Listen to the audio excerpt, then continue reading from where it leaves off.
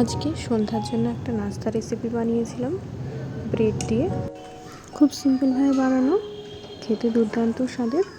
Bread দিয়ে এই নাস্তা রেসিপিটি বানানোর জন্য প্রথমে একটা কড়াই গরম করে নিই, সেখানে বাদামগুলো ভেজে নিয়েছিলাম।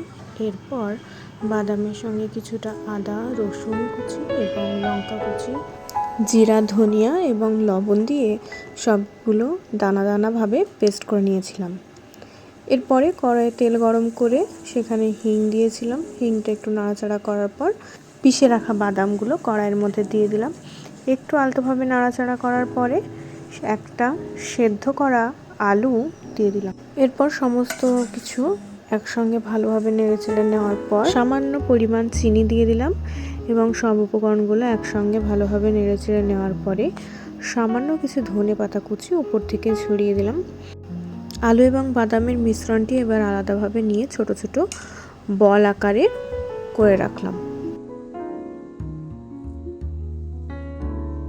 এরপর ব্রেডগুলো জলে একবার করে ডুবিয়ে নিয়ে সমস্ত জলগুলো হাতে চেপে চেপে ঝরিয়ে দেওয়ার পরে বাদাম দিয়ে বানানো বলগুলো একটা একটা করে ভালো করে মাঝখানে বসিয়ে চারিদিক ভালো করে মুড়িয়ে নিতে হবে। এরপর কর্নফ্লাওয়ার দিয়ে ব্রেড বলসের গায়ে একটু মাখিয়ে নিতে হবে। বলসগুলো বানানোর পরে একটু এক সাইডে রেখে কিছুক্ষণের জন্য কড়াইয়ে তেল গরম করে বলসগুলো ভালোভাবে ভেজে নিতে হবে। বলসগুলো ব্রাউন কালার হয়ে এলেই একটা একটা করে তুলে নিতে হবে।